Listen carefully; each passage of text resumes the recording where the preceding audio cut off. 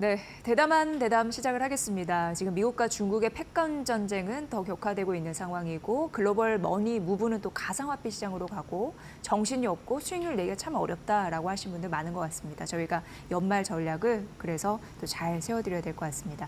오늘 이 시간은요, 배종찬 인사이트K 소장과 함께 분석 들어보도록 하겠습니다. 소장님, 어서 오십시오. 안녕하십니까. 네, 대담한 대담에는 처음 출연이신데 좀 잘 좀 부탁드리겠습니다. 대담해지네요. 대담한 대담. 대담해집니다. 예. 네. 감사합니다. 대담하게 또 해야지 속 시원한 전략을 세워드릴 수 있을 것 같고요. 지금 트럼프답게 이런 얘기가 나오고 있습니다. 우리 달러 패권에 너네 도전하지 마라고 하면서 이제 브릭스에 정조준을 하고 있는데 브라질, 인도, 러시아, 남아프리카 공화국 그리고 뭐 UAE, 이란, 이라크 등등이 또 해당이 되겠죠. 어떻게 보셨습니까? 예. 결론을 먼저 말씀드리면 이 브릭스를 견제하면서 외마디를 지른 것도 결국 중국 견제죠. 네. 브릭스에 차이나가 포함이 되잖아요. 네, 중국 결국. 그렇죠. 러시아랑 어르렁거릴 일도 아니고 브라질하고도 그렇게 또 어르렁거릴 일은 아닙니다. 물론 생각은 안 맞을 거예요. 룰라 대통령하고 트럼프 대통령은 복음주의, 예. 보수고 또 브라질의 룰라 대통령은 뭐 좌파 대통령이니까 전혀 서로의 성향은 다릅니다만 그렇다고 해서 브릭스에 있는 나라 뭐 인도 태평양 전략을 하는데 인도와는 사실 중국을 견제하기 위해서 협력도 하거든요. 근데 사실은 이거는 중국에 대한 견제죠. 네. 그리고 미국의 패권에 도전하지 마 이걸 이야기하는 거나 다름이 없다고 보시면 될 것 같아요. 네. 여기서 우리 투자자분들, 시청자분들이 얻을 인사이트는 뭐냐? 트럼프 대통령은 강달러로 갈 것이다. 달러 패권을 놓치지 않을 것이다. 여기에 비트코인을 전략 자산으로 비축하면서 가능성이 열려 있죠. 네. 그러면서 그 부분도 주도권을 가져가겠다. 러시아나 중국의 가상자산이나 암호화폐의 주도권도 놓지 않겠다. 이 점이 매우 중요합니다. 그러니까 통화도 미국이 가져가겠다. 이게 여러분들 굉장히 중요한 게 실제 USTR을 맡았던 로버트 라이트하우스 네. 대표의 저서에 보면은 그런 내용들을 사실상 트럼프의 이 사고 방향하고 일치를 해요. 네, 무역 통상 그렇습니다. 자죠. 네. 관세를 하고 보호무역을 하고 이런 부분인데 그 이야기는 굉장히 트럼프 이기는 더 일기 때도 그랬지만 Make America Great Again도 로널드 레이건 대통령으로부터 그대로 따온 거예요. 네. 그리고 America First도 그대로 로널드 레이건 대통령을 그대로 따온 겁니다. 가장 존경하는 인물이 아버지와 로널드 레이건 대통령이죠. 그러니까 지금 관세도 아예 취임도 안 했는데도 불구하고 지금 취임을 한 달 이상 앞두고 있죠. 그럼에도 불구하고 그냥 내질러 버리는 거예요. 우리는 이런 경우 잘 없습니다. 그런데도 사실상 바이든 대통령은 이미 퇴임한 거나 다름없고 트럼프 임기가 이미 시작됐다. 이런 이야기를 할 수밖에 없는 건데 결과적으로는 브릭스를 견제한다는 것은 중국의 위안화가 조금이라도 패권을 노려 안 돼 이렇게 엄중 경고를 날리고 있다. 만약에 그런 시도를 브릭스 국가들이 한다. 남아공하고는 더 싸울 일도 없겠죠. 네. 앞서 우리 또 분석을 잘해주셨던 코너에서의 설명도 뭐 일론 머스크 이야기도 했지만 일론 머스크의 또 고향이 남아공이기 때문에 굳이 지금 총회하는 일란의 고향이 남아공인데 남아프리카 공화국과 굳이 척을 질 이유는 없다. 그렇다면 결국 이 내용도 중국을 견제하는 것이다. 그러니까 우리 이른바 이제 관세와도 연계가 된다고 그렇게 볼 수 있는 겁니다. 그러니까 이 로널드 레이건 대통령 때 보면 우리가 일본이 이 거세게 밀고 들어오는 것을 이른바 우리가 당시에 타임즈의 표제도 헤드라인이 Japan Invasion이라고 했단 말이에요. 일본의 침공이다. 그러면서 만평의 그림에 진주만이 있고 하와이를 침공했던 것처럼 미국을 무역으로 수출로 침공해 오고 있다. 네. 그 부분을 이야기했던 것이거든요. 그러니까 그 부분을 이번에 중국 어림도 없어. 이 부분을 분명히 했다. 이렇게 봐야 되겠죠. 브릭스 정조주는 결국 중국을 타깃으로 한 것이다. 그렇죠. 그렇게 생각하면 될 것 그렇습니다. 같습니다. 네. 근데 정말 웃긴 거는 그 주요국들이 트럼프 눈치를 엄청 보면서 말을 듣고 있다라는 겁니다. 그렇죠. 예, 그 주요국인 뭐 멕시코 그리고 캐나다 할 것 없이 지금 뭐 두더지 게임이다 하면서 전방위적으로 어떻게 될지 모르는 어디로 튈지 모르는 그런데 중국도 눈치를 보고는 그렇죠. 있어요. 우리는 뭐 우리의 길길을 갈 것이다라고 하면서도 사실상 어떻게 보셨습니까? 여러분 이게 상당히 중요한 게 뭐냐면 큰 그림을 보셔야 돼요. 그러니까 여러분들이 이제 우리 이 시청자들도 투자자들 입장에서 궁금한 것은 왜 이렇게 전 세계가 꼼짝 못하지? 미국의 영향력이 예전만큼은 아니지 않나 이렇게 생각하실 수 있잖아요. 근데 그건 아니에요. 우리가 일종의 방아쇠 효과라고 여전히 독일에 상당히 이 많은 차량 수출을 미국이 받아주고 있는 것이거든요. 예. 그렇습니다. 머세디스를 어디로 팔 겁니까? 중국이 사주나요? 그렇지도 않아요. 미국이 사줍니다. 그래도 가장 구매력이 확보되어 있고 유지되어 있는 나라가 미국이죠. 미국 소비자들이에요. 그러니까 우리도 마찬가지죠. 우리가 반도체 만들면 어디서 사주나요? 중국도 사가지만 미국이 사주는 거죠. 그 수요층이 굉장히 두터우니까 그렇죠. 무시할 수 없다. 그 영향력을 무시하지 못하는 겁니다. 그것이 굉장히 단단하고 폭넓고 또 지속되고 있다는 것이 바로 미국의 이 컨슈머 파워입니다. 이른바 소비 이 파워가 되는 것이죠. 소비력이 되는 것이죠. 그러니까 이런 것 자체를 무시를 못하는 겁니다. 그러니까 양적인 것도 중요하지만 결정적으로 어떤 나라의 이 핵심 수출품을 그것을 빨아들일 수 있는 나라가 어딨냐. 그러니까 미국 빼고는 이제 중국이에요. 그러니까 이제 프랑스 같은 나라, 러시아 같은 나라, 브라질 같은 나라, 호주 같은 나라는 중국 눈치를 좀 보는 이유가 그거예요. 그래서 이 그림이 어떻게 가느냐. 그래도 중국을 제외한 다른 국가들은 여전히 이 미국의 높은 관세를 눈치를 볼 수밖에 없는 상황입니다. 네. 그러니까 캐나다의 트레이더 총리도 지금 임기를 9년째 하고 있는데 요즘에 지지율이 낮아요. 그러다 보니까 상당히 캐나다 경제도 좀 도마 위에 올라 있어요. 근데 25% 매길 거야. 이러니까 쪼르르 하고 바로 29일 날, 네. 지난주 금요일 날 이 플로리다의 마르라고로 공개되지 않은 일정을 소화를 했습니다. 그러니까 이건 실제로 이제 트레이더 총리로서는 다급했던 거예요. 그런데 정작 가서 자택을 찾아간 거 아닌가요? 그렇죠. 마르라고로 예. 찾아간 거죠. 그런데 이제 트럼프 대통령이 그래도 예전에 좀 악연은 있어요. 뭔가 서로 으르렁거렸던 적은 있습니다. 그럼에도 불구하고 캐나다는 바로 이제 우방의 우방이죠. 뭐 이렇게 바로 이제 이 팽할 수는 없습니다. 네. 그러다 보니까 이제 뭐 토닥토닥 하면서도 서로 이야기를 나누는데 그래 좀 저기 마약 좀 안 들어오게 좀 어떻게 해봐. 알겠습니다. 그 좀 저기 불법 이민자 좀 안 들어오게 좀 그 트레이더 총리 좀 어떻게 해봐요. 알겠습니다. 그러면 어떻게 관세는 좀 있어봐. 결국 관세 이야기는 안 해요. 그 이야기는 가시적인 뭔가 성과가 있어서 미국 이 국민들이 유권자들이 환호하는 수준이 아니면 내가 먼저 그걸 협상 안 해주겠다. 이 점을 분명히 한 거죠. 네. 뭐 제가 느끼기에는 요 미국 같은 경우에는 뭐 중국 잘못하면은 죽여버리겠어 막 이러면서 큰 몽둥이를 들고 있는 듯한 느낌이고, 근데 중국은 뭐 경제적으로 뇌가는 상당히 많은 것으로 보여요. 그럼에도 증시는 투자 심리를 반영하니까 향후 미래를 바라보면서 투자를 하는 거고, 중국 증시는 버틴단 말이죠. 그렇죠. 오히려 잘 간단 말이죠. 소장님은 이거에 대해서 어떻게 보세요? 제가 왜 이런 네. 말씀을 드리냐면 네. 결과적으로는 전 세계의 경제 글로벌 시스템 구조를 보면은 그래도 유럽 국가들도 나토도 안보상으로는 미국 눈치를 봐야 돼요. 네. 그럼 뭐 미국이랑 별개로 이제 러시아에 대한 대응도 우리가 북대서양 조약 끼고 우리가 하겠다. 안 되죠. 이 북대서양 조약의 조약 기구의 주축 국가가 미국이거든요. 네. 미국 없이 나토가 존재한다. 또 미국 없이 인도 태평양 전략이 존재한다. 호주가 존재한다. 뉴질랜드가 존재한다. 남미가 존재한다. 어려워요. 근데 중국은 계속해서 이렇게 대결 구도가 되면 그래? 그럼 우리는 어떻게 하면 대륙의 굴기죠. 자립해 볼게. 이렇게 되는 겁니다. 네. 그러니까 우리도 중국으로 고사양의 반도체를 중국에다가 수출하지 마라. 미국이 압박을 가하고 있거든요. 미국은 아예 마이크론 같은 반도체들을 중국에 판매를 안 하는데 지금 중국 제품들을 보면 샤오미도 그렇고 하웨이도 그렇고 BYD도 그렇고 바짝 CATL도 그렇고 제품 성능이 거의 우리 밑에 코 밑에 와 있어요. 이건 뭐냐? 내부에서 해결한 거예요. 네.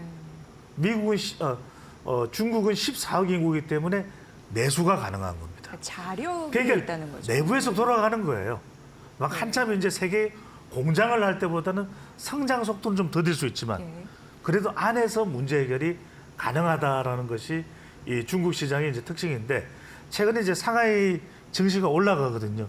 그런 이유가 뭐냐면 중국이 이제 그런 내수 진작 말 그대로 스스로 홀로 서기를 위해서 그런 투자를 하고 있는데 이런 부분들이 지표 자체가 나쁘지가 않아요. 차이신 민간 기업의 이 경제 지표죠. 제조 PMI 구매 관리자 지수를 보더라도 좋습니다. 그리고 올해 한 해 동안 1년에 쭉 소비 진작, 그다음에 부동산 규제 완화, 그리고 지방 부채 탕감 이런 부분들을 위한 노력을 했어요. 심지어는 1930조 원의 지방 부채. 그러니까 이른바 상하이권, 그다음에 우리가 서창권, 그다음에 이 베이징권, 충칭권 이런 곳을 제외하고는 중국도 너무 못 살잖아요. 이른바 농공이라 그러죠. 네. 그런 지역에 많은 투자를 해줄 수 있는 그래서 불만을 최소화하면서도 소비력을 키우기 위한 그런 부분을 하는 게 있고 또 하나 특징적인 게 하나가 있으면 뭐냐면 트럼프 당선인은 관세 그냥 뭐 60%, 70% 여기다 심지어는 100%짜리도 있습니다. 관세가 중국 제품에 대해서는 여기에다가 10%를 더 할게 이러니까 이 값싼 부품이라든지 소재라든지 장비를 쓰던 미국 기업들은 완성품을 만드는 기업들은 화들짝 놀라는 거죠. 그렇죠. 값싼 거 우리 썼는데 여기다 관세를 매겨? 그럼 비싸지는 거예요. 예, 가성비가 떨어지는 거죠. 그러면 어떻게 하겠습니까? 미리 사두는 거죠. 예. 그래서 최근에 중국 제품을 빠른 속도로 지금 수입을 미리 하는 거예요. 창고에다가 쟁여두는 겁니다. 쌓아두는 겁니다. 그래서 최근에 서둘러서 이제 중국산 수입품을 확보하면서 상당히 중국 경제 자체가 지표가 호조가 되는 일종의 계속해서 중국을 때렸더니 오히려 미국의 기업들은 그럼 중국산 빨리 좀 사서 우리 그냥 미국 쪽에다 갖다 놓자고 네. 이러면서 오히려 제품들이 더 빠른 속도로 팔려나가는 이런 상황이 되는데 우리로서는 참 이런 부분들이 쓴 그런 결과죠. 통계죠. 왜냐하면 지금 TV도 중국이 세계 시장 30%, 우리가 29% 역전이 됐다 그래요. 이런 부분들이 우리로서는 상당히 난감한 상황이 되고 있는 거죠. 네. 소장님께서 잘 말씀해 주셨는데 이걸 좀 정리해 보면 중국의 그 11월 차이신 제조 PMI가 있는데 51.5로 지난달보다 전달보다 올랐습니다. 이게 트럼프의 관세 폭탄 효과 때문이라는 걸 지금 설명을 해주신 겁니다. 그렇죠. 네. 그러니까 이제 네. 기존 지원책에다가 이런 대외 변수가 오히려 호재로 작동을 한 거예요. 네. 아직까지는 악재가 아니라. 그러면서 오히려 또 홀로 서기를 해야 될 수도 있다. 그러니까 이제 외부의 위협이 가해지니까 내부에는 이런 경계심에 의해서 오히려 더 결집이 되면서 1930조 원의 지방 부채를 지원해주기 위한 것도 집행이 되고 또 하나가 지금 중요한 것이 지금 이제 화면으로 보고 계십니다만 제조 PMI 제일 오른쪽을 보시게 되면 오른쪽에 제일 끝단 부분이 내려왔다가 다시 올라가는 거예요. 반등이 이게 이제 그렇죠. 어떤 상황에서 올 수 있냐면 이게 중국 제조업 이게 차이신 지수인데 이게 좀 경기 확장 국면인 것을 지금 설명해주고 있는 것입니다. 네. 그래도 50 이상 유지되고 있다라는 거. 그건 밑으로 꺾여 내려가지 않고 40까지 내려갔다가 다시 극단적으로 내려갔었죠. 그런데 다시 올라가고 있는 상황은 최근에 이런 일련의 이 중국 정부의 중앙정부의 대책 자체가 효과가 없는 게 아니다. 그러니까 적자 재정을 가더라도 중국은 그만큼 감당할 수 있는 여력이 된다는 거죠. 그렇다면 재정을 퍼부어서라도 더 좀 소비 진작을 하겠다. 내수를 좀 올리겠다. 근데 우리가 지금 우리 이야기 좀 조금 짧게 할게요. 네. 우리가 지금 내수 진작을 하거든요. 지금 우리가 5천만 가지고는 내수 가지고는 안 돼요. 그러니까 이게 엄연하게 구분해 14억이기 때문에 가능한 거예요. 아, 인구수가. 그렇죠. 5천만에 그러면 우리가 지금 사용하는 이 PC에 HBM이 하나만 들어가는데 10개를 더 붙일까요? 안 되잖아요. 그러니까 이거는 우리는 수출을 해야 되고 중국은 정 안 되면은 사실 중국도 80년대까지만 하더라도 폐쇄 경제였잖아요. 네. 외부로 열려 있는 개방 경제가 아니었거든요. 그걸 따져본다면은 중국은 조금 이제 홀로서기로 가는 모습. 그게 또 어느 정도 먹혀 들어가는 모습. 자, 그러면 우리는 그 상황에서 중국과 관련된 돌파구를 좀 마련할 게 있느냐. 이 부분을 우리가 뚫어 나가는 것도 매우 중요할 수 있다는 것을 우리가 간파할 필요가 있다는 것이죠. 네. 소장님 잘 말씀해 주신 게 그래서 이번에도 이거를 우리가 주목하는 것 같아요. 뭐냐면 중국에서는 그 매년 열리는 굉장히 중요한 경제 그 정책 회의가 있습니다. 그렇죠. 이름을 보니까 중앙경제공작회의. 역시 중국답게 어려운데 그렇습니다. 이게 여기서 새로운 경기 부양책이 이제 제시가 될 거다라는 생각이 한편 있고 이제 트럼프 취임이 한 달 정도 남았잖아요.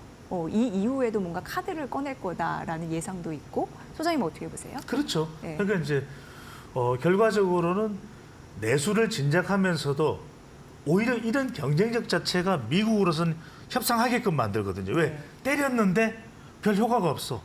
안에서 잘 버텨주니까.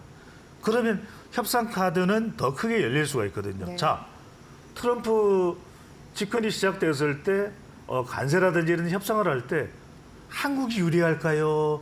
중국이 유리할까요? 에이, 중국과 그렇게 싸우는데 중국과 협상이 돼요? 아닙니다. 중국과는 오히려 협상이 돼요. 때린다는 이야기는 그만큼 때려서 멕시코나 캐나다로부터 얻어낼 게 있다는 거거든요. 정경제적인 게 아니면 캐나다로부터는 어떤 자원과 관련된 부분, 멕시코로 관련해서는 어떤 불법 이민과 관련된 부분 얻어낼 게 있다는 겁니다. 그럼 결국 중국을 계속 때린다는 얘기는 중국과 뭔가 협상할 거리가 생긴다는 거죠. 그런데 이런 상황에서 중국이 이달에 이제 중앙경제공작회의, 꽁쪼, 이 꽁쪼 일을 한다는 거죠. 네. 이 회의가 있고 여기서 사실은 경기부양책이 나옵니다. 근데 이 경기부양책의 핵심이 뭘까? 지금 많은 중국 전문가들은 어떤 얘기를 하냐면 여기다가 한 방이 더 나와야 된다. 이 한 방은 뭐냐면 중국도 참 돈 안 써요. 중국 사람들도 예. 안 씁니다.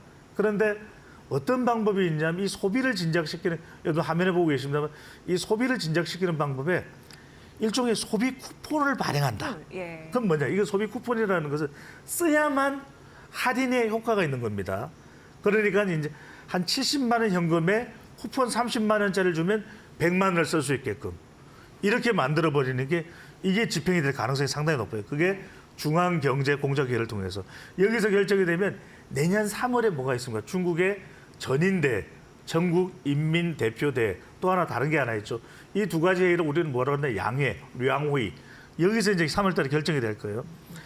흥미로운 것 중에 하나가 여러분들이 최근에 중국이 갑자기 아무 이유가 잘 없는데 무비자를 단행했죠. 예. 그러니까 입국을 허용했죠. 우리가 어떻게 해석을 했냐면 중국이 좀 우리하고의 관계가 좀 설렁설렁했으니까 대사도 좀 상당히 직급이 높은 사람으로 하고 좀 우리하고의 관계를 신경 쓴 거네 이렇게 생각하시죠? 천만의 말씀요. 이렇게 무비자로 뚫어놓은 거 관광객들이 라이 많이 들어와라. 중국의 내수를 진작하는 겁니다. 우리만 무비자가 아니고 일본도 무비자예요. 일본에 대해서도 무비자를 한 겁니다. 많이들 들어와라. 장가계로 와라. 청두로 와라. 그래서 이 부분을 중국의 내수 진작을 위한 전략이 들어간 겁니다. 그래서 이 부분이 외교적인 부분도 없지는 않겠지만 그런 부분에서 우리가 상당히 중국의 이런 전략들을 주목해 볼 필요가 있고 시간이 많이 없죠. 하나 정도만 말씀드리면. 하나만. 예. 네네. 예. 그래서 지금 우리 정시로 보면은 저는 그런 말씀을 드립니다. 네네. 조금 트럼프 리스크에 너무 우리가 수세로 방어적일 필요는 없지만 이런 때수록 좀 돌아갈 필요가 있거든요. turn around. 네. 하지만 우리가 이때 터닝 포인트 전략으로 좀 원전이나 방산이나 제약이나 바이오를 좀 노려보는 방법이 있을 수 있고 그다음에 미국 같은 경우에는 우리가 좀 비트코인과 관련돼 있는 그런 종목들이 뭔가 ETF가 됐든 상장지수부터 노리는 방법이 있고 마지막입니다. 네. 자, 중국이 좀 더 뚫린다. 상하이 지수도 지금 올라간다. 그러면은 우리가 한때 중국 시장에 많이 좀 직접 투자를 할 때도 있었잖아요. 뭘 노려볼 건가? 중국이 절대로 놓치지 않는 게 뭐냐면 공상은행 같은 금융주입니다. 네. 정부에서 관리하니까. 그리고 중국이 절대로 놓지 못하는 거 반도체 못 넣습니다. 중국. 그다음에 중국이 바이오도 못 넣습니다.